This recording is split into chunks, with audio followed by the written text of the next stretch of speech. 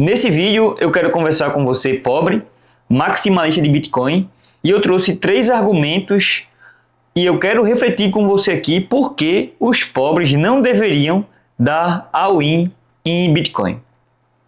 O que me levou a fazer esse vídeo foi que no meu último vídeo, mas no vídeo que eu postei agora há pouco falando sobre Bitcoin, gerou um certo debate nos comentários e muitas pessoas não me compreenderam sobre a ideia que eu quis passar, né, naquele vídeo.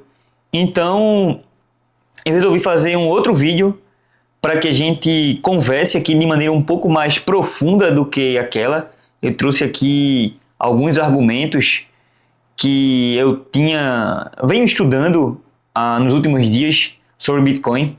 E antes eu quero falar um pouco sobre a minha relação com o Bitcoin, criptomoeda no geral.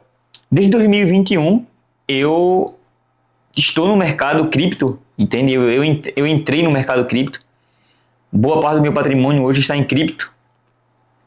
E eu já comprei cursos sobre criptomoeda, já entrei na comunidade de Lucas Amêndola, já entrei na comunidade do Criptonauta, Academia Cripto, acompanho Mercúrios, acompanho Criptomaníacos, acompanho vários canais que falam sobre cripto e Bitcoin no geral, entende? Eu também gosto muito do Renato Amoedo, o Renato 38, que é um dos defensores do Bitcoin, né? Um dos mais ferrenhos que a gente tem hoje nas redes sociais.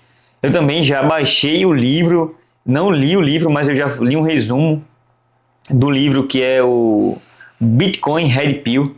Então eu tenho um pouco de experiência no mercado, eu também tenho um pouco de conhecimento, não sou nenhum especialista, mas aqui é para vocês entender um pouco de quem eu sou, né? E da onde é que vem a minha relação com o Bitcoin e por que eu estou falando isso. Eu não sou rico, eu sou pobre. E por isso mesmo que eu estou trazendo uma perspectiva para talvez, quem sabe, ampliar um pouco da perspectiva que vocês têm em relação a esse assunto, tá? Feito essa breve introdução, eu anotei aqui algumas coisas porque dessa vez eu quero poder ser um pouco mais técnico, né? Na minha maneira de ser simples, mas eu quero poder um pouco conversar com vocês sobre isso, tá bom? Eu entendo perfeitamente sobre o que vocês falam que o sistema monetário está fadado ao colapso. Eu não tenho nenhuma dúvida disso. Eu também tenho a impressão, né? A impressão não, eu também concordo com vocês que o sistema Fiat, ele é um sistema insustentável em todos os aspectos, não só o real, mas o dólar, o euro, e todo o sistema Fiat no geral, eles vão colapsar daqui a alguns anos. Eu não sou a melhor pessoa para dizer uma estimativa de quantos anos mais ou menos eles irão colapsar, mas isso é uma perspectiva que eu tenho em relação ao sistema Fiat no geral. Eu também entendo que a inflação é o principal motor, né? O principal fator que nos leva a desacreditar nesse sistema Fiat, tá bom? E que a dívida pública está cada vez maior, fazendo com que exista uma impressão desenfreada de moedas, beleza? Então, nesse ponto aqui, eu acredito que todos nós estamos na mesma página. E agora vamos entender o Bitcoin como uma alternativa, né, a esse sistema falido e fracassado que a gente tem hoje. Eu acredito que o Bitcoin ele é uma alternativa de reserva de valor superior ao ouro, entende? Ele é uma alternativa de reserva superior ao ouro. Eu também concordo perfeitamente com isso. Essa é uma ideia tirada do livro Bitcoin Red Pill, tá bom? Eu concordo com isso. Contudo, a gente precisa refletir sobre alguns aspectos, tá bom? E a minha ideia aqui é falar para pobre. Isso aqui não é um argumento para quem tem um Bitcoin, entende? Isso aqui para quem é pobre, está acumulando um pouquinho ali de Bitcoin. E pelo que eu entendi nos comentários, os maximalistas de Bitcoin, eles têm uma ideia de dar all-in no Bitcoin, entendeu? O Bitcoin como a única a única moeda, né? Não vou chamar de investimento, mas eu sei que não é investimento, tá? Vocês falam disso, mas eu não sei como utilizar a melhor palavra, assim, ativo. O único ativo que você deve colocar o seu dinheiro, entende? Não é poupança também, eu acredito que não é poupança, mas é a única ferramenta que passa essa segurança, né? Para que nós possamos comprar, entendeu? Pronto. É isso. Eu entendi que os maximalistas, eles dão all-in no Bitcoin. Então, eu anotei aqui o primeiro argumento porque o pobre não deveria dar all-in no Bitcoin, tá? A ideia aqui é a gente conversar, beleza? Depois nos comentários vocês podem discordar aqui de mim porque eu aprendi um pouco com vocês nos comentários e me fez refletir e fez que eu buscasse mais informação para que a gente falasse um pouco mais sobre essa ideia. Mas o primeiro argumento é a volatilidade do BTC em comparação ao ouro. Eu sei, galera, que o supply do Bitcoin ele é limitado, só terão 21 milhões de moedas, que boa parte dessas moedas elas foram perdidas ou não existe mais nenhuma movimentação, né, como a carteira do Satoshi, ninguém sabe se existe acesso a esses bitcoins ou não.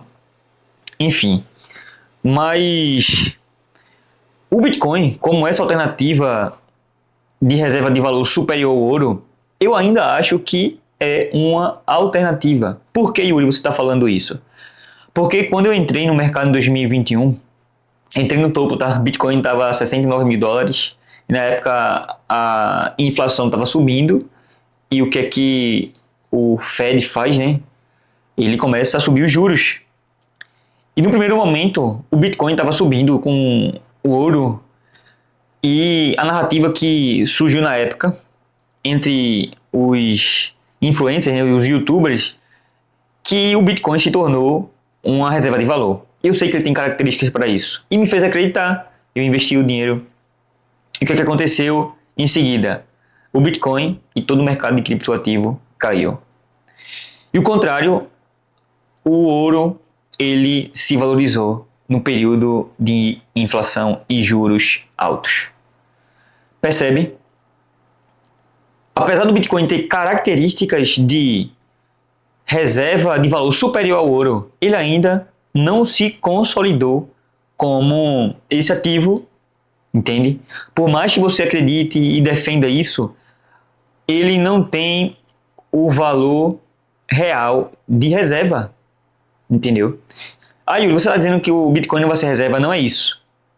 Você está dizendo que o Bitcoin ele não vai superar o ouro, também não é isso. Eu acredito que no longo prazo nós tenhamos esse sonho, né, nosso realizado, porque o Bitcoin ele já é muito maior do que ele era há 5 anos atrás, entende? E muito mais do que logo desde o início. A gente agora tem fundos de investimentos, empresas comprando Bitcoin, pessoas que estão dando all-in no Bitcoin. Mas a minha fala aqui, ela é para quem é pobre, entendeu? Eu conheço pessoas que deram all-in no Bitcoin e perderam dinheiro, entende? E saíram do mercado machucadas, porque não suportaram a volatilidade do mercado. Então esse é o primeiro tópico, o primeiro argumento que eu trouxe aqui para vocês. E eu quero fazer uma pergunta para que vocês me ajudem a refletir sobre, tá? Mas eu anotei, escrevi aqui. Um ativo que pode desvalorizar drasticamente em questão de meses pode ser considerado uma reserva de valor para quem não tem capital. O rico, tipo o fundo da BlackRock, ele vai alocar ali 2, 3% do seu patrimônio, que é muito dinheiro. Mas o pobre dá all-in no Bitcoin e ele pega a sua capacidade, né, todo o seu dinheiro que ele trabalhou para investir em Bitcoin e ele tem uma perda não realizada, né? Mas tipo assim, se o Bitcoin cair, ele perdeu o seu patrimônio, né? Ele teve uma desvalorização ali no seu patrimônio. Então, pensando nesse aspecto, como é que vocês entendem isso, tá bom? Eu tô falando de pessoas pobres que estão dando all-in no Bitcoin, tá? O segundo argumento é a realidade do confisco e controle. Um dos principais argumentos dos maximalistas, eles enfatizam que o Bitcoin é inconfiscável. Beleza, ótimo, isso, maravilha. Agora, eu também concordo com isso, tá bom? Eu também concordo com aquela frase que é muito famosa, né? Not your case, not your coins, né? Se não são suas chaves, não são seus bitcoins, que você deve tirar o bitcoin da corretora, porque os bitcoins não são seus. Então, eu concordo com isso, beleza? Que o ativo só passa a ser seu se você fizer a custódia. Agora a gente tem um problema muito grande relacionado à custódia. Eu nunca cheguei a ter uma carteira fria, né? Uma Ledger, nem essas outras que tem por aí no mercado. Nunca comprei.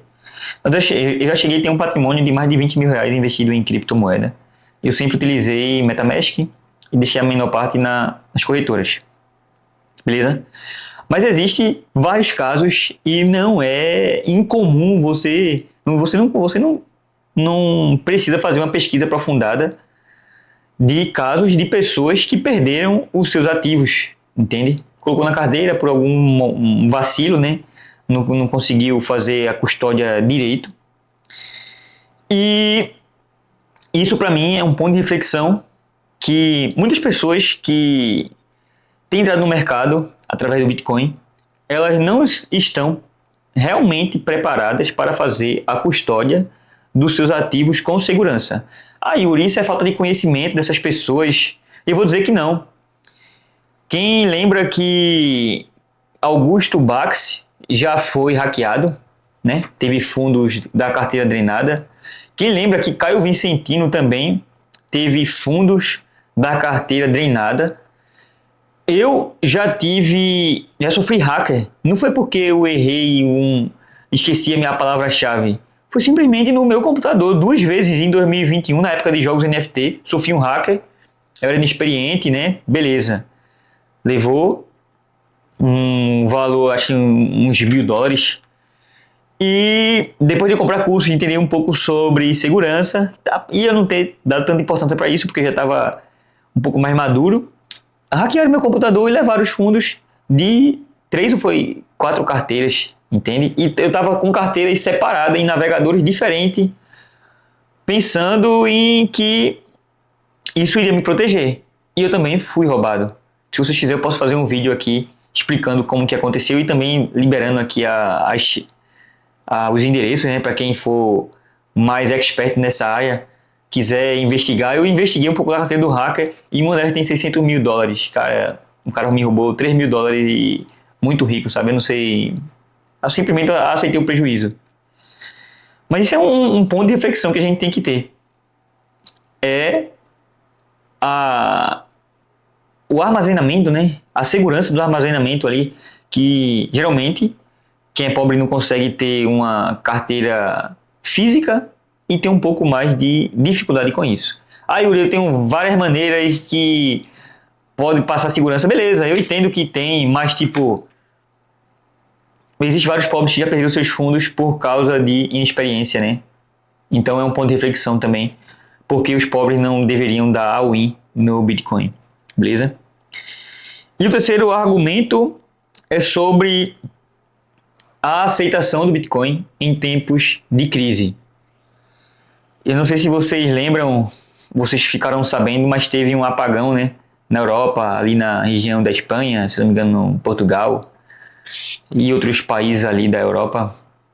E ficou umas horas, né, acho que não sei se quantas horas foi, mas que ficou um tempo sem energia. E o que aconteceu? A rede do Bitcoin continuou funcionando e os bancos não. Maravilha! A rede do Bitcoin está lá intacta. Mas em tempos em onde não há energia, onde não tem energia, como é que fica a situação de quem só tem Bitcoin? sabe? Se vocês acompanham o sociólogo Ryan Santos, ele mesmo diz que só conseguiu ficar bem quem tinha dinheiro em espécie, sabe? Esse dinheiro em espécie que, mesmo em um sistema fadado ao fracasso, foi o que as empresas aceitavam, sabe? Tipo, você quer comprar um produto, você precisa de quê? O dinheiro, sabe? Então, em tempos de crise, onde não tem energia ou em outros momentos, o Bitcoin talvez não seja a melhor alternativa para você, tá bom? Então, rapaziada, eu trouxe aqui 3 argumentos. Eu falei sobre a volatilidade do Bitcoin, né? Eu falei sobre a autocustódia e falei sobre a aceitação em tempos de crise. Eu quero ouvir você aqui e, se você puder, comenta nos comentários aqui e me diz um pouco da perspectiva que você tem em relação a isso que a gente está propondo aqui, trazendo para vocês nesse vídeo. Se puder, se inscreve no canal. Nesse canal aqui eu tenho o objetivo de passar a minha perspectiva sobre vários assuntos, tá bom? Então, quero falar sobre desenvolvimento, quero falar sobre ganhar dinheiro, quero falar sobre Bitcoin, quero falar de modo geral assim o que é que eu acho e dar minha opinião aqui, sempre humilde, respeitando a todos. E é isso, beleza? Obrigado por estar até aqui, tá bom? Comenta aqui, se inscreve no canal. Valeu, até mais.